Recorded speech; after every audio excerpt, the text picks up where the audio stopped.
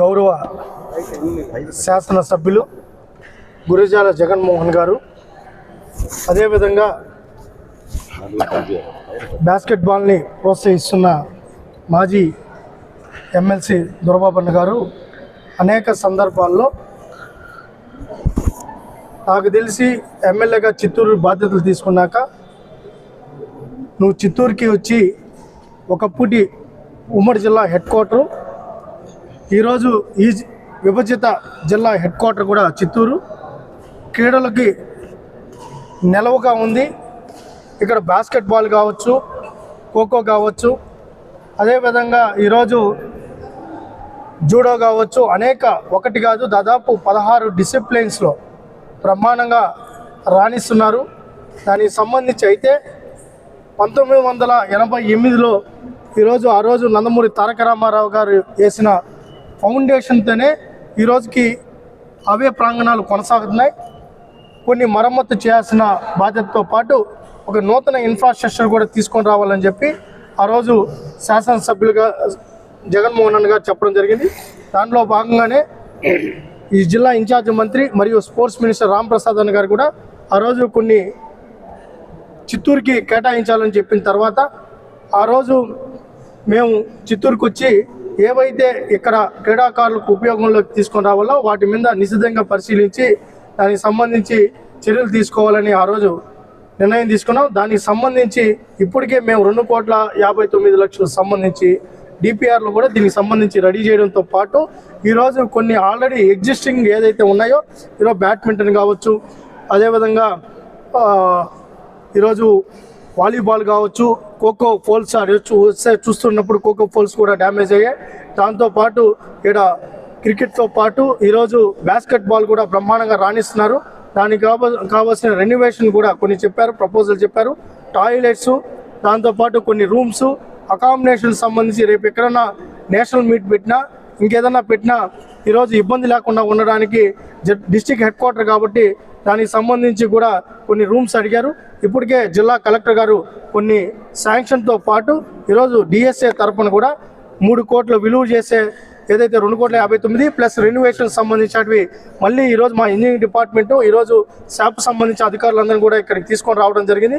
ఈరోజు ఏవైతే ఉన్నాయో ఈరోజు దీనికి సంబంధించి పూర్తి స్థాయిలో యుద్ధ ప్రాతిపదికన ఈ స్టేడియంని ఏదైతే ఉందో వాటిని మరమ్మతు చేయడంతో పాటు పూర్తి స్థాయిలో క్రీడాకారులకు అందుబాటులోకి తీసుకొని వచ్చే కార్యక్రమం కూడా తీసుకుంటామని కూడా తెలియజేసుకుంటూ ఈరోజు గౌరవ ముఖ్యమంత్రి నారా చంద్రబాబు నాయుడు గారు ఈ రాష్ట్రాన్ని క్రీడా ఆంధ్రప్రదేశ్గా మార్చాలని సంకల్పించారు. దాంట్లో భాగంగానే మీరు చూసే ఉంటారు ది బెస్ట్ స్పోర్ట్స్ పాలసీ కూడా ప్రకటించడం జరిగింది. ఒకప్పుడు క్రీడాకారులు నేషనల్ మెడలిస్ట్ అయినా ఇంటర్నేషనల్ మెడలిస్ట్ అయినా మళ్ళీ వచ్చి చదువుకొని ఎవరైతే చదువుకున్న వాళ్ళతో సమానంగా ఉద్యోగాలు తీసుకొని రావాల్సిన పరిస్థితి నుంచి ఈరోజు క్రీడాకారులు అయితే మెడలిస్టులు అయితే చాలు వాళ్ళకి ఉద్యోగం ఇచ్చే కార్యక్రమం కూడా శ్రీకారం చుట్టాం. వితౌట్ ఎగ్జామ్ హారిజంటల్ రిజర్వేషన్ ప్రకటించడం జరిగింది. చరిత్రలో ఈరోజు ఏ రాష్ట్రంలో కూడా హారిజంటల్ రిజర్వేషన్ లేదు. మొట్టమొదటిగా ఆంధ్రప్రదేశ్లో ఈరోజు క్రీడాకారుల కోసం డైరెక్ట్ రిక్రూట్మెంట్ కూడా తీసుకొని వచ్చాం. దాంట్లో భాగంగానే నారా లోకేష్ గారు ప్రకటించిన డిఎస్సిలో కూడా 421 పోస్టులు ఈరోజు క్రీడాకారులు కేటాయించడం జరిగింది. దానిలో 81 మంది పీఈటీలుగా నేషనల్ ప్లేయర్స్ ఎన్నిక ఈరోజు రిక్రూట్మెంట్ కూడా జరిగింది. ఫారెస్ట్ డిపార్ట్మెంట్కి సంబంధించి 41 పోస్టులు కూడా మొన్న 600 పోస్టులు ప్రకటిస్తే దాంట్లో 41 పోస్టులు క్రీడాకారులకు వచ్చే పరిస్థితుంది. దాంతోపాటు పోలీస్ రిక్రూట్మెంట్ కూడా ఈరోజు ఈ సంవత్సరం లాస్ట్లో కానీ జనవరి 1లో మళ్ళీ ఉంది. దాంట్లో కూడా దాదాపు 300 పోస్టులు రావడం జరుగుతుంది. మళ్ళీ డిఎస్సి కూడా ఈరోజు డిసెంబర్లో మళ్ళీ డిఎస్సి షెడ్యూల్ ప్రకటించడం జరుగుతుంది. టెట్ అయిపోతానే డిఎస్సి కూడా మళ్ళీ లోకేష్ గారు ప్రకటిస్తున్నారు. దాంట్లో కూడా దాదాపు 10,000 పోస్టులు డిఎస్సి ప్రకటిస్తే దాంట్లో కూడా దాదాపు మనకి 200 చిలుక పోస్టులు మనకు వచ్చే పరిస్థితుంది. ఇవన్నీ ఎందుకు చేస్తున్నామంటే క్రీడాకారులను ప్రోత్సహించాలని చేస్తున్నాం. అయితే చిత్తూరుని ఖచ్చితంగా క్రీడా హబ్గా మార్చడానికి ఈరోజు స్పోర్ట్స్ అథారిటీ ముందుకు వస్తుంది. ఈరోజు శాసనసభ్యులతో ప్రజాప్రతినిధులు ఇటు మేయర్ గారు కావచ్చు, అదేవిధంగా అర్బన్ డెవలప్మెంట్ కార్పొరేషన్ చైర్మన్ గారితో మున్సిపాలిటీతో కూడా ఈరోజు 3% ఈసారి స్పోర్ట్స్ పాలసీలో కూడా అర్బన్ డెవలప్మెంట్ కానీ అదేవిధంగా మున్సిపాలిటీకి సంబంధించి 3% రిజిస్ట్రేషన్ సెస్ స్పోర్ట్స్ కేటాయించడం జరిగింది. ఆ నిధుల్ని స్పోర్ట్స్ అథారిటీ నిధుల్ని సిఎస్ఆర్ ఫండ్ ఇక్కడ మేము ఎక్కువ దాతలను కూడా రిక్వెస్ట్ చేస్తున్నాం. మా ఎమ్మెల్యే గారిని కూడా రిక్వెస్ట్ చేస్తున్నాం. ఇక్కడ ఉన్న ప్రజాప్రతినిధులను కూడా రిక్వెస్ట్ చేస్తున్నాం. ఏమంటే ఈరోజు చిత్తూరు పట్టణంలో అనేక పరిశ్రమలు ఉన్నాయి, అనేక మంది ఆర్థికంగా స్థిరపడినారు, ఎన్ఆర్ఐస్ ఉన్నారు. ఈరోజు పక్క రాష్ట్రాల్లో స్థిరపడి ఆర్థికంగా పరిపుష్టిగా ఉన్నారు. ఇక్కడ బాగా క్రీడాకారులు రాణిస్తున్నారు నేషనల్. ఈరోజు కూడా బాస్కెట్బాల్లో విశాఖపట్నంలో జరిగిన ఏదైతే టోర్నమెంట్ ఉందో దాంట్లో మన జిల్లాకు సంబంధించి చిత్తూరు వాళ్ళే మెడల్ సాధించడం జరిగింది. అంటే బాగా రాణిస్తున్నారు. రెజ్లింగ్ కూడా అదేవిధంగా ఖోఖోలో కానీ ఏ గేమ్ తీసుకున్నా చిత్తూరులో ఉన్న క్రీడాకారులు, చిత్తూరు జిల్లా క్రీడాకారులు రాణించే పరిస్థితి ఉంది. కాబట్టి ఈరోజు దాతలు కూడా ముందుకొచ్చి ఈరోజు P4 model player adaptation, game adaptation మోడల్లో స్పోర్ట్స్ అథారిటీ ముందుకు వస్తుంది. ప్లేయర్ని అడాప్ట్ చేసుకోమని రిక్వెస్ట్ చేస్తున్నాం, గేమ్స్ని అడాప్ట్ చేసుకోమని రిక్వెస్ట్ చేస్తున్నాం. అదేవిధంగా ఇన్ఫ్రాస్ట్రక్చర్ క్రియేట్ చేయడంలో పారిశ్రామికవేత్తలు CSR ఫండ్ను క్రీడలకు కానీ కేటాయిస్తే మన బిడ్డలు మెడలిస్ట్ అవుతారు. వాళ్ళకు కూడా మేము ఈ పక్క ఉద్యోగాలు ఇచ్చే కార్యక్రమం ఉంది. కాబట్టి ఒక పక్క ఉపాధి, ఒక పక్క ఇన్ఫ్రాస్ట్రక్చర్ బిల్డ్ చేసే కార్యక్రమం తీసుకోవాలని దాతలను కూడా స్పోర్ట్స్ అథారిటీ తరఫున, రాష్ట్ర ప్రభుత్వం తరఫున రిక్వెస్ట్ చేస్తున్నాం. మీరు కూడా స్పోర్ట్స్ ఇన్ఫ్రాకి ముందుకు రావాలని చెప్పి తెలియపరుస్తూ, అదేవిధంగా పెద్దలు ఏదైతే పొలిటికల్గా నేను చూశాను, నేను అనేక జిల్లాలు తిరిగాను, కానీ ఈ జిల్లాలో స్పోర్ట్స్ను ప్రమోట్ చేసినట్టు, స్పోర్ట్స్కు సపోర్ట్ చేసినట్టు ఎక్కడ ఈ స్థాయిలో పొలిటీషియన్స్ ముందుకు రాలా. అలాంటిది బ్రహ్మాండంగా మాజీ ప్రజలైనా సీనియర్ పొలిటీషియన్లు అయినా కూడా స్పోర్ట్స్కి ఇంత స్థాయిలో సపోర్ట్ ఉంది. కాబట్టి ఈ స్థాయిలో ఖచ్చితంగా మేము కూడా గౌరవ శాసనసభ్యులు గారు ఇచ్చిన ప్రపోజల్స్, అదేవిధంగా ఈరోజు అనేక అసోసియేషన్స్ కూడా కొన్ని ప్రపోజల్స్ ఇచ్చాయి. దొరబాబన్ గారు కూడా కొన్ని ప్రపోజల్స్ ఇచ్చారు. అదేవిధంగా పెద్దలు ఇచ్చిన ప్రతి ప్రపోజల్ని ఎమ్మెల్యే గారితో చర్చించి 100% ప్రతి దానికి న్యాయం చేసే విధంగా ముందుకెళ్తాం. ఈరోజు కోచ్లు ఆ రోజు చంద్రబాబు నాయుడు గారు ఏదైతే 2002లో రిక్రూట్మెంట్ చేసి నేషనల్ గేమ్స్ టైంలో రిక్రూట్మెంట్ చేసిన కోచెస్, తర్వాత ఎన్టీ రామారావు గారు తీసుకున్న కోచెస్, తర్వాత మళ్ళీ విభజిత ఆంధ్రప్రదేశ్లో 2017లో తీసుకున్న కోచెస్ మినహా మళ్ళీ తీసుకున్న దాఖలాలు ఎక్కడా లేదు. లాస్ట్ 5 సంవత్సరాలు స్పోర్ట్స్ పాలసీ లేదు, స్పోర్ట్స్ పట్టించుకున్నది లేదు. ఇక్కడే ఉంది మాజీ మంత్రి రోజా, ఆమె ఇక్కడ పనిచేసింది, ఈ జిల్లాకు సంబంధించి ఆమె ఏమన్నా చేసిందంటే లాస్ట్లో వచ్చింది ఆడదామంతా తీసుకుని వచ్చింది 120 కోట్లు తగలబెట్టింది. ఆ 120 కోట్లు కానీ ఉమ్మడి జిల్లాలో 10 కోట్లు కేటాయించుంటే ఈరోజు బ్రహ్మాండమైన ఇన్ఫ్రాస్ట్రక్చర్ క్రియేట్ అయ్యేది.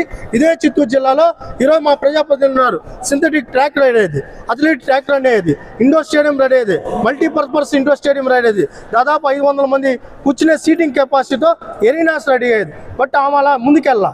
ఏడున్నా మీకు దారుణమైన విషయం ఏంటంటే ఇక్కడున్న జుమ్ ఎక్విప్మెంట్ తీసుకుపోయి నగిల్లో పెట్టింది, అక్కడ వాడుతున్నారంటే అక్కడ వాడలేదు. ఇక్కడున్న కోచెస్ తీసుకుపోయి నగిల్లో పెట్టింది, ఆ కోచెస్ ఎక్కడున్నారంటే రోజే ఇంట్లో పనిచేశారు. ఇంత దారుణంగా గతంలో స్పోర్ట్స్ అంటే అలా పనిచేశారు.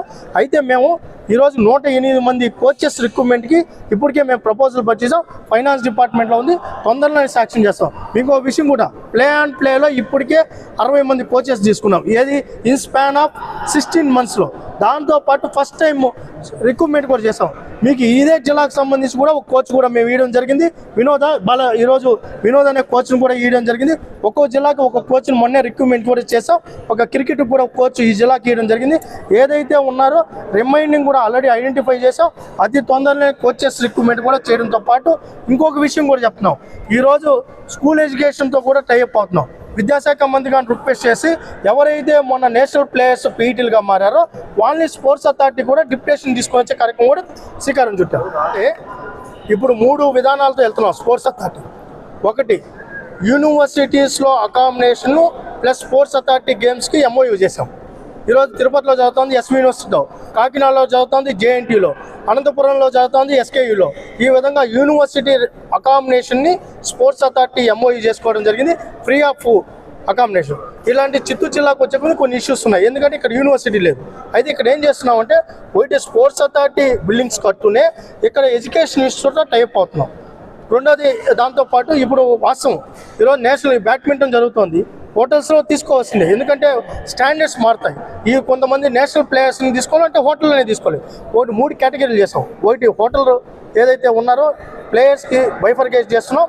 దాంతోపాటు ఇన్ఫ్రాస్ట్రక్చర్ క్రియేట్ చేసేదానికి ఈరోజు మా ఎమ్మెల్యే గారు కూడా చెప్పారు, ఏంటంటే అకామిడేషన్ కూడా తీసుకొని వస్తే ఈరోజు 100 మందో 150 మంది ఇక్కడ బెడ్స్ కానీ తీసుకొని వస్తే ఇక్కడే స్టే చేసుకొని ఇక్కడే ఆడే పరిస్థితి ఉంది.